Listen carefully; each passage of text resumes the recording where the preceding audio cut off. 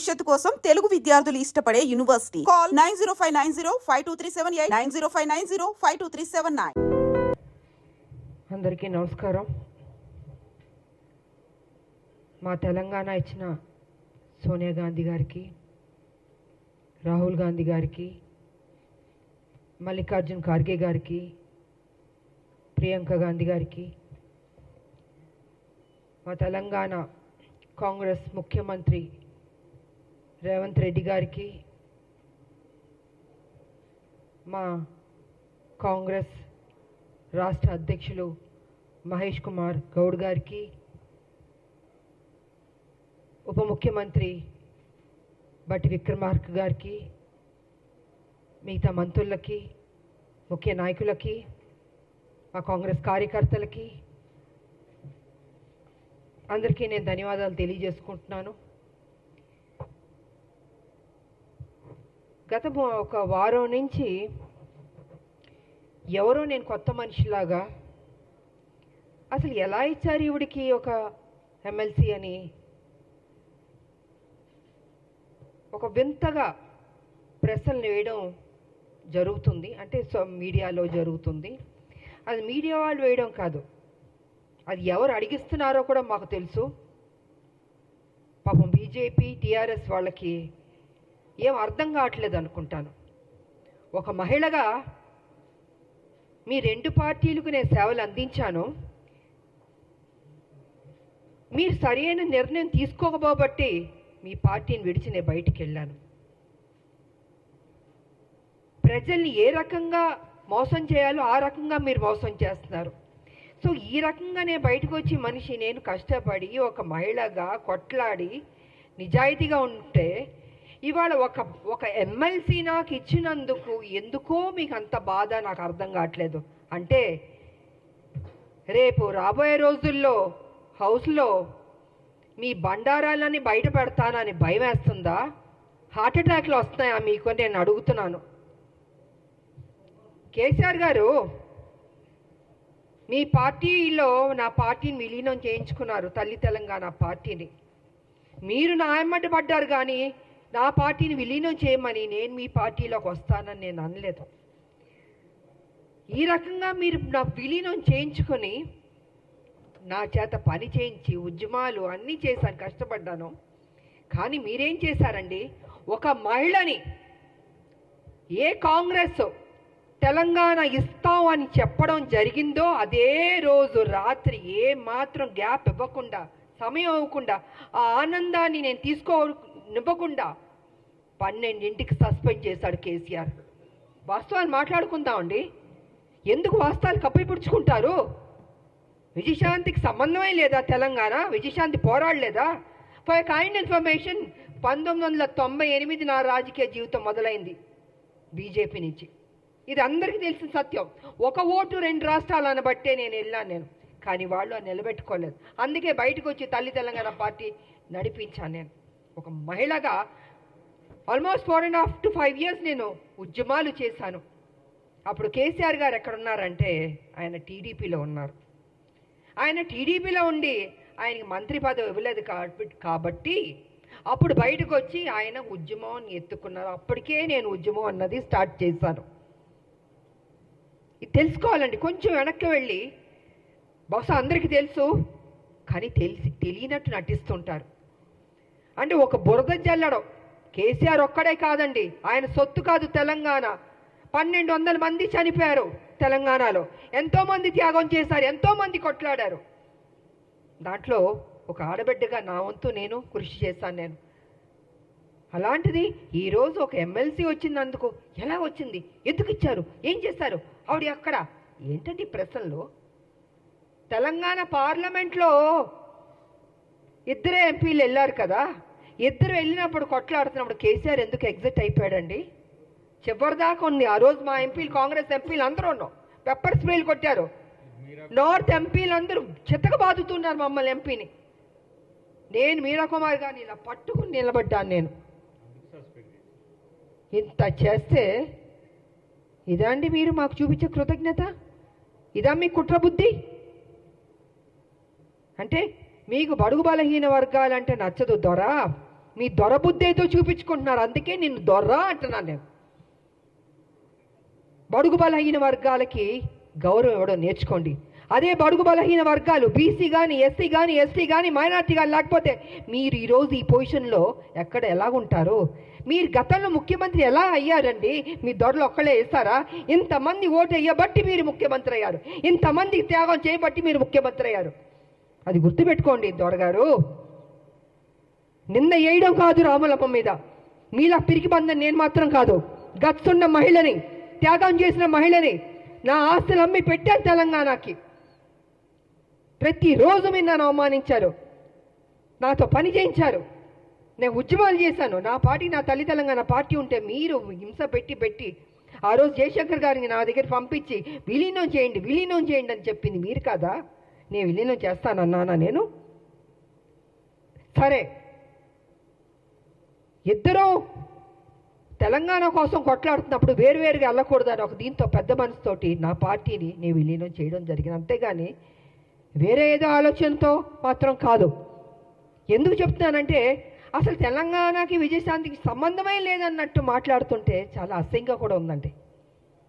ఒక ఆడబిడ్డని మెచ్చుకోవడం నేర్చుకోండి. మీకు మెచ్చుకోవడం మనసు రాకపోతే నోరు మూసుకొని కూర్చోండి.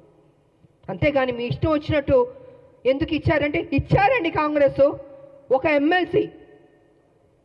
ఆ ఎమ్మెల్సీ ఇచ్చినందుకు కూడా మీకు అంత బాధ వేస్తుంది బీజేపీకి, టీఆర్ఎస్ అంటే. మా రాజకీయ నాయకుల శత్రువులారా బంద్ చేయండి. మా ఉద్యమ నాయకులు మేము మిమ్మల్ని వదిలిపెట్టాం. మీరు చేసే మోసాల్ని తెలంగాణలో ఏ రకంగా మళ్ళీ మీరు ఎంటర్ అవ్వాలనుకుంటున్నారో ఇంకో విషయం కూడా నేను చెప్పదలుచుకున్నారు. బీజేపీ ఏం చేయబోతుందంటే నెక్స్ట్ స్టెప్, ఏ తెలంగాణ వ్యతిరేకించే శక్తులు ఉన్నారో వాళ్ళందరినీ మొత్తం తిప్పబోతున్నారు తెలంగాణలో. మళ్ళీ బ్యాక్ టు స్క్వేర్ వన్ని తెలంగాణ తీసుకురాబోతున్నారంటే వాళ్ళ పెత్తనం ఉండాలి. వ్యతిరేకించిన శక్తుల్ని, తెలంగాణ ఉద్యమం నాయకులు ఉండకూడదు, తెలంగాణ ప్రజలకి ప్రాధాన్యత ఉండకూడదు, మళ్ళీ బాంచన్ని కాలు మొక్కుతాననే పరిస్థితికి బీజేపీ తీసుకురాబోతుంది. ఇది సత్యం, ఇది తెలుసుకోవాలి అందరూ. అందుకే ఎవరు ఉద్యమ నాయకులు ఉన్నారో వాళ్ళందరినీ తొక్కేద్దాం, వాళ్ళ నోటిని బంద్ చేద్దాం. వాళ్ళు కనపడకూడదు, వినపడకూడదు, మాట్లాడకూడదు. ఇదే కదా మాతో చేసింది మీరు. మీ పార్టీలో ఉంటే ఏం గౌరవాలు ఇచ్చారు? ఎందుకు మీ పార్టీలు బయటికి వెళ్ళాల్సి వచ్చింది? వాస్తవాలు ఇదండి. ఆ రోజు మీ బీజేపీలో కొంచెం వెనక్కి వెళ్దామండి. నేను మొన్న బీజేపీలో ఉన్నప్పుడు ఒక విషయం మీరు గుర్తుపెట్టుకోండి. కిరణ్ కుమార్ రెడ్డి గారు తెలంగాణను వ్యతిరేకించి ఆయన అసభ్యకరంగా మాట్లాడి తెలంగాణ ఉద్యమానికి నేను ఒక్క పైసా ఇవ్వను తెలంగాణకి, ఏం పీక్కుంటారో పీక్కోండి అన్నాడు కదా ఆయన. అలాంటి ఆయన్ని, తెలంగాణకు వ్యతిరేకున్న మనిషిని మొన్న బీజేపీలోకి ఎంటర్ అవుతే నాకు నిజంగా ఉండబుద్ధి అవ్వలేదు. ఆ స్టేజ్ మీద నేను వాకౌట్ అయిపోయి వెళ్ళిపోయాను నేను. ఎవరంటే కిషన్ రెడ్డి గారి ఫ్రెండ్ ఆయన. ఆ రోజు నుంచి బీజేపీకి నా మీద ఒక కక్ష. అంటే వాళ్ళ మనుషుల్ని తెలంగాణ వ్యతిరేక శక్తికి వస్తే అక్కడ నేను బయటికి వెళ్ళిపోతున్నానంటే చూపించుకోకూడదు. ఎందుకు చూపించుకోకూడదండి? తెలంగాణని అవమానపరిచి తెలంగాణకి మేలు చేయని కిరణ్ కుమార్ రెడ్డి గారు లాంటి వాళ్ళు మిగతా ఇంకొకళ్ళు ఏమైనా ఉంటే ఎందుకు నేను వచ్చి మీకు ఎస్ బాస్ అని చెప్పాలండి? ఇలాగ అనేక కారణాలు ఉన్నాయండి. ఈ అనేక కారణాల వల్లే ఈరోజు విజయశాంతి మీద, రాములమ్మ మీద ఒక ఎమ్మెల్సీ ఇస్తే అయ్యో ఎందుకు ఇచ్చారు, ఎలా ఇచ్చారంటే పేపర్ వచ్చి ఇచ్చారండి. ఎలా ఇస్తారండి? సోనియా గాంధీ గారు ఇచ్చారు, అద్దంకి దయాకర్ గారికి ఇచ్చారు, నాకు ఇచ్చారు, శంకర్ నాయకర్ గారికి ఇచ్చారు. సో వాట్ అండి? కష్టపడ్డా అనుకుంటాం, కష్టపడ్డాం, ఆస్తులు అమ్మాం, తెలంగాణను కాపాడాం. ప్రతి నిమిషం కాపలా కుక్కలా మేము కాపాడుతామండి. కానీ మీరేం చేస్తున్నారు? 10 సంవత్సరాలు మీరు అధికారంలో ఉండి కేసీఆర్ గారు దోచుకోలేదా తెలంగాణ మొత్తం సొమ్ముని? ఇవాళ మీరు దోచుకోబట్టే కదా ఈ పరిస్థితి వచ్చింది. అది విడిచిపెట్టి కాంగ్రెస్ మీద నిందలేయడం, ఆయన చేసిన తప్పులు చెప్పడు, 7 లక్షల కోట్లు ఎలా తిన్నాడో అని ఖర్చు అయిందో చెప్పడు, ఎలా అప్పయింది చెప్పండి. నేను కూడా నా పార్టీ నేను అడుగుతున్నాను, సీరియస్గా తీసుకోవాలి సార్. మనం విడిచిపెట్టకూడదు. దీన్ని ఎంత దూరం వరకు తీసుకెళ్ళా? 7 లక్షల కోట్ల అప్పు ఎలాగైంది చెప్పమనండి. దాటవేయడం కాదు, నా మనిషిని మాత్రం విడిచిపెట్టకూడదు. నువ్వు ఉద్యమాలని చెప్పి నీకు చేతిలో తెలంగాణ పెడితే నువ్వేం చేసావు? 7 లక్షల 1 మినిట్ సార్, 7 లక్షల కోట్లు అప్పులు చేస్తామండి. మిగులు బడ్జెట్ నుండి అప్పులు రాష్ట్రంగా ఎందుకు వెళ్ళింది? ఎక్కడెక్కడి నుండి డబ్బులు తింటాం? కాళేశ్వరం దగ్గర నుంచి, ల్యాండ్ల దగ్గర నుంచి. నేను పిల్లు కూడా వేసాను, కొన్ని ల్యాండ్లు అమ్మేస్తుంటే పిల్లు వేసానండి నేను. ఇలా ఎన్నో జరిగినాయండి. అందుకే వాళ్ళు చెప్తున్నాను నేను, కేసీఆర్ వాస్తవాలు నువ్వు మాట్లాడాలి. సమయం దగ్గరికి పడింది.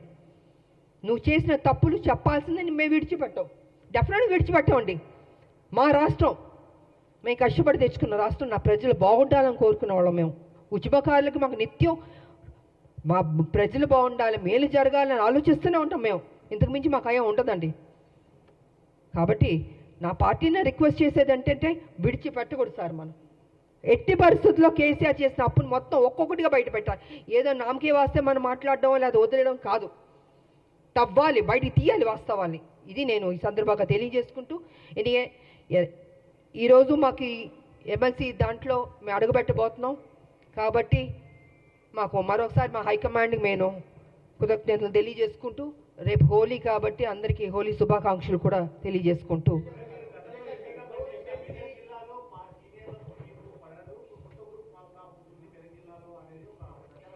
నేను చెప్పనండి. కేసీఆర్ గారు అక్కడ వాళ్ళ ఎంపీలు ఉన్నారు, వాళ్ళ ఎమ్మెల్యేలు కూడా కొంతమంది ఉన్నారు కదండి. ఇలాగే ప్రెస్లో చెప్పించే వాస్తవాల్ని కప్పిపుచ్చి అవాస్తవాల్ని ముందుకు తీసుకొస్తున్నాడండి కేసీఆర్. నాకు అక్కడ ఉన్న వాళ్ళకి ఎవరు పడలేదని మీకు ఎవరు చెప్పారు? మేము చెప్పానా? లేదా అక్కడున్న మా కాంగ్రెస్ వాళ్ళు ఎవరన్నా చెప్పారా? ఎవరు చెప్పలే కదండి. ఇప్పుడు ఎమ్మెల్సీ ఇచ్చినందుకు కూడా ఏంటి అని ఆయన కదా స్ప్రెడ్ చేస్తున్నాడు, ఆయన కదా ఈ రకంగా మాట్లాడుతున్నాడని మీకు తెలీదా అండి? మీ మీడియా సోదరులకు తెలీదా? నేనేం పని చేశానని 1998 నుంచి నేను పనిచేసింది తెలీదా? 28 ఏళ్ళు ఎలాగ పనిచేశానండి, పార్లమెంట్లో కొట్లాడింది తెలీదా? ప్రజలకు తెలీదా? మనం నా నోరు మీరు మూయొచ్చు, మీ నోరు నేను మూయొచ్చు, కానీ ప్రజలు చూస్తున్నారు కదా. ప్రజలకు తెలీదా రాములమ్మ ఏ రకంగా కష్టపడిందని? వాట్ ఈస్ దిస్ అండి?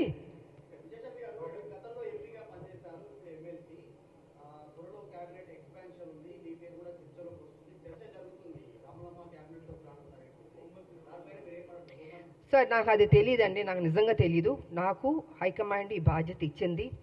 మా ముఖ్యమంత్రి గారు కావచ్చు, మహేష్ కుమార్ గౌడ్ గారు కావచ్చు, ఇంతమంది ఎంతో ఆప్యాయతగా నన్ను పార్టీలో ఆహ్వానించారు, నాకు ఈ బాధ్యత ఇచ్చారు. డెఫినెట్గా నేను పనిచేయడం అండి. ఇన్ని సంవత్సరాలు నేను పనిచేస్తూనే ఉన్నాను తెలంగాణకి. ఇది ఒక బాధ్యత, ఇది ఒక నాకు ఉద్యోగం అనుకుంటున్నానండి. వేరే ఇంక నేనేం అనుకోవట్లేదు. ఈ ఉద్యోగానికి ప్రతిపక్షాలను నోర్లు మూయించాలి, వాళ్ళు చేసిన తప్పుల్ని ప్రజలకు తెలియజేయాలి, ఏ రకంగా లూటీ చేశారో అది బట్టబయలు చేయాలన్నదే నేను కోరుకుంటున్నాను. అంతకంటే నా మైండ్లో ఏమీ లేదు అసలు. నా మైండ్లో ఏ ఆలోచన లేదు అసలు, ఇది కూడా ఆలోచన లేదు. ఇవన్నీ ఒక్కొక్క బ్రేకింగ్ న్యూస్లో వస్తుంటే నేనే చూస్తూ ఉన్నాను, మీతో పాటు నేను చూస్తున్నాను. నేను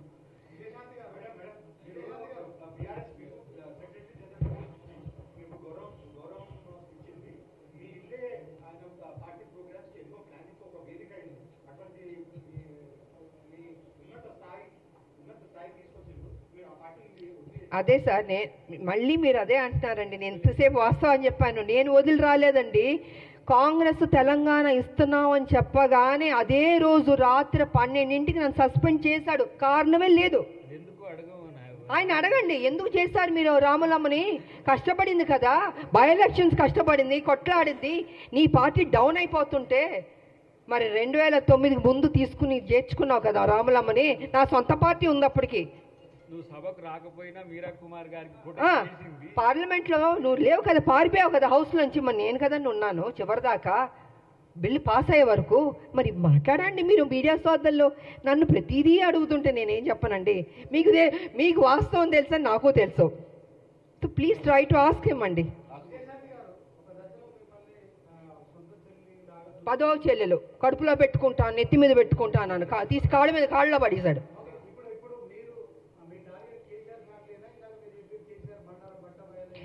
అవునండి, ఇప్పుడు కాదు సార్ నేను అంటుంది, కేసీఆర్కి బాధ్యత లేదండి. డబ్బు తిన్నాడు కదా, 1,00,000 కోట్లు, లక్ష లేని వాడు 1,00,000 కోట్లు తిన్నాడని గతంలో చెప్పాను.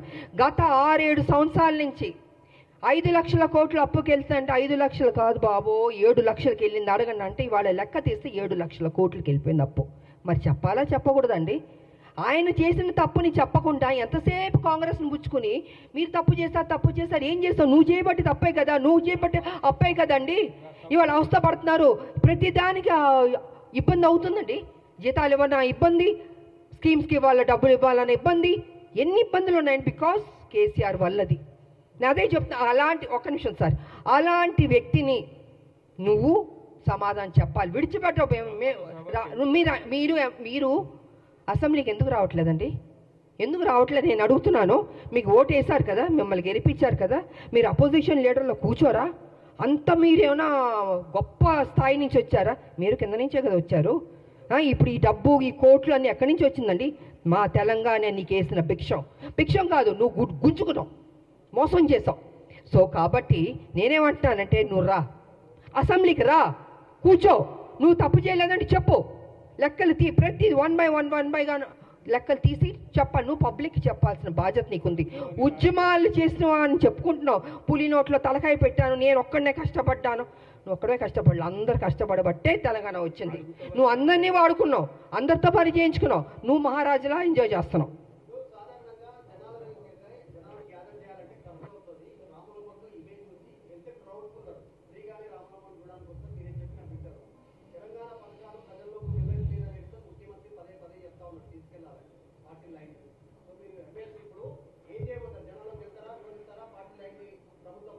ఏమండి కాదండి, ఇన్ని సంవత్సరాల నుంచి మేము ప్రజల్లోనే ఉన్నామండి. కేసీఆర్ లాగా ఏసీ రూమ్లో పడుకోలేదు.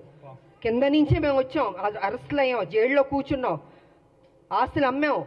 ఆయనలాగా డబ్బు తిన్నింది కాదండి మేము. మా డబ్బు మేము కష్టపడి సంపాదించిన డబ్బు పెట్టామండి. ఎందుకు నా ప్రజలు అనుకున్నాను. నేను ప్రజల్ని ప్రేమించాను, కానీ కేసీఆర్ ఇప్పుడు ప్రజల్ని ప్రేమించలేదు. ప్రజల దగ్గర దోచుకుందాం, ఉద్యమం పేరు చెప్పి అనేది చేసుకున్నాడు. అదే జరిగింది. ఇవాళ నేను రాను, అయ్యో మా నాన్న రాడు, అసెంబ్లీకి ఎందుకు రాడంటున్నా నేను రా అంటే భయమా? అప్పుడు తప్పు చేసావనే కదా నువ్వు. అవునా కాదా చెప్పండి సీనియర్, అవునా కాదా? మీరు అడగాలి అన్న. మీరు అడగకపోతే ఎలాగా? సో అడగాలండి. ఎవరి కోసం? ఇప్పుడు అడ్డంకి టైగర్ కోసం, నా కోసం, లేకపోతే మహేష్ కుమార్ గౌడ్ గారి కోసం కాదు. అది ప్రజల దగ్గరికి వచ్చి నువ్వు సమాధానం చెప్పుకోవాల్సిన బాధ్యత నీకుంది. ద్వారా చెప్పకపోతే మేము విడిచిపెట్టాం. సో ఆ విధంగా మేము ప్రజల్లోకి వెళ్తామండి. మాకెందుకు భయం అండి? మేము తప్పు చేస్తే భయపడాలి? వెళ్తాం డెఫినెట్గా. మా పార్టీ ఏం చేస్తుందో, ఏం చేయబోతుందో కూడా చెప్తాను.